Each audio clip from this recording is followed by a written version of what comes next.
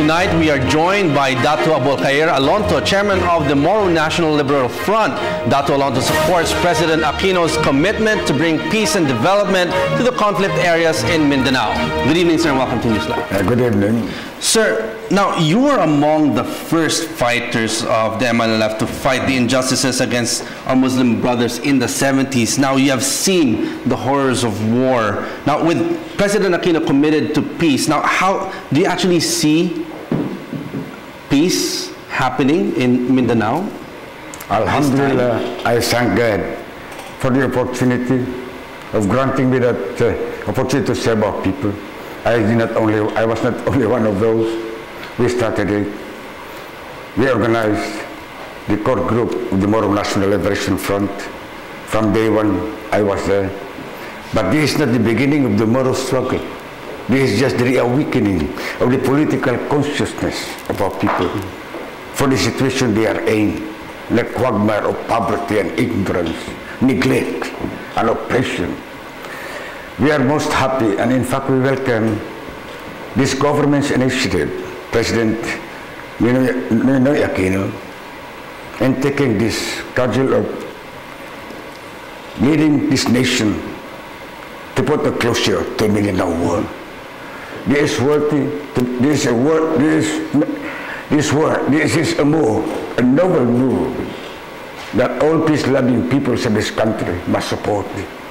And as it was manifested with the support of the Bangsamoro people and the international community, they now have the comprehensive agreement on the Bangsamoro, and out of this, hopefully, they can have the smooth passage of the Bangsamoro basic law.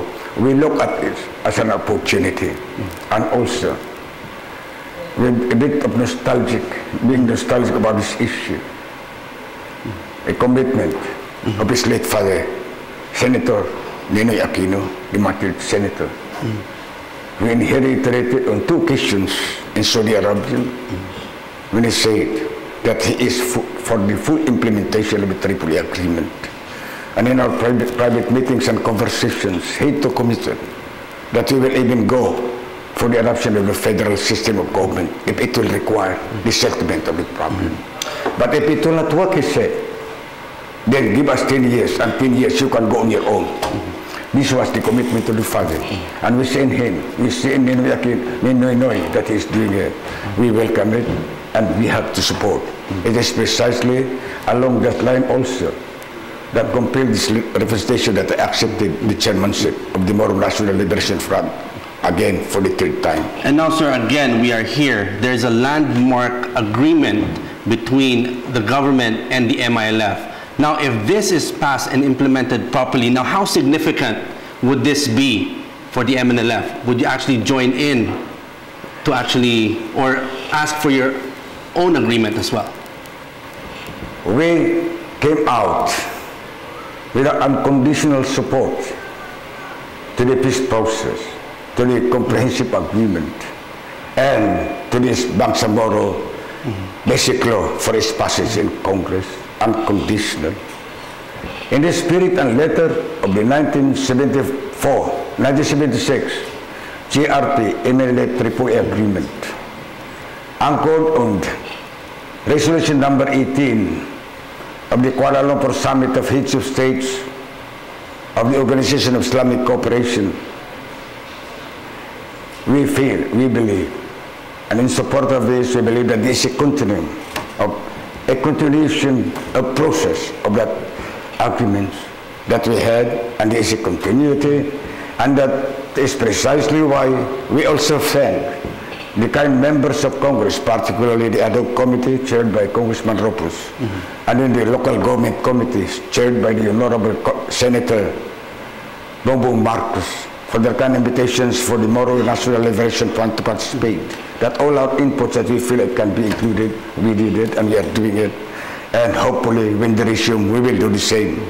There is no, on the question, issue of this aspiration of the Bangsamoro people, its solution, there is no formula, There is no Jeddah formula, Manila formula. There is only one formula, and that is the Bangsamoro formula.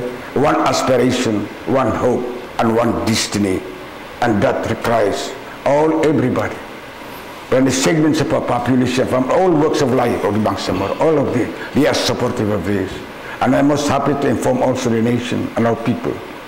We have been going around. In fact, just last week, a couple of days back, we were in Davao.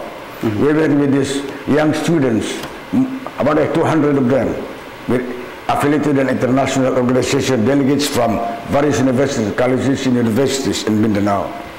And all of them were so enthusiastic of helping peace advocates, and they call themselves now Mindanao Youth, Mindanao Peace. And even telling me that if we will be free to join them for a caravan, that they will bring around this message of peace to Mindanao. We can do this, and we know that it will not fail if we can have all the support. So, sir, do you believe that the Bangsamoro Basic Law will be the catalyst for change, for peace? The Bangsamoro Basic Law is in consonance with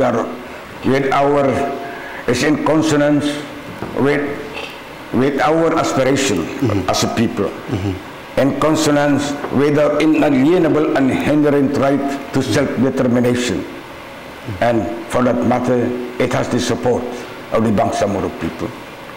Now, sir, the ARMM, which will be transformed to the new Bangsamoro entity, failed to develop, and because of this, poverty is a major problem. Now, do you see that the government now is fully committed to its development, giving its natural resources, and you say inclusiveness? Well, in the agreement, there is that inclusiveness. It is not only for the MNLF, but for the Bangsamoro people. Beyond the MNLF or the MNLF, it is for the Bangsamoro people. It is precisely why in one of our private meetings with our friends in the MNLF, I think the time has come for us that an opportunity will be given to the MNLF to lead, as they have to lead, being the principal, being the principal actors in this agreement, in this negotiation. Now, and finally, sir, if there's one dream that you want to leave, a legacy, a fulfillment in your lifetime with our Muslim brothers, how do you see this? What legacy do you think? Well, take it that the closure, the passage of this Bangsamoro Basic Law and the establishment of a stronger Bangsamoro government, well, hopefully, alhamdulillah, will be an instrument to put the closure to the Mindanao war. Can we be one nation under one flag? The Bangsamoro, the law itself, is a recognition of the political identity of the Bangsamoro. The Bangsamoro, in fact, with all these issues being dragged in, and like for instance this funding of the Bangsamoro, why give them so much funds? In fact, I was reminded of what Senator Pimentel, the former senator, have said. Like the First Nation of Canada and the United States, we can even take it as a compensation. The Bangsamoro is the first nation in this country, and it's the first nation in Mindanao. And all these funding and developments, they deserve it. And hopefully, this government will really make good their commitment of bringing peace to Mindanao, of bringing development. It is precisely also why we are supporting and putting a closure to this war, with the hope that whatever single cent being spent in the armed forces in its operation, and to maintain that mechanism of war, the system of war down there, it can be diverted to development. It can be diverted, and every single cent of that can be spent in addressing the poverty in this country, particularly in Mindanao, which is the poorest region in this country. It is high time that we have to do it, and we must do it. Okay, on that note, thank you very much for joining us here tonight at NewsLife. That was Datu Abulkayr Alonto, Chairman of the MNLF. Thank you, sir. Thank you.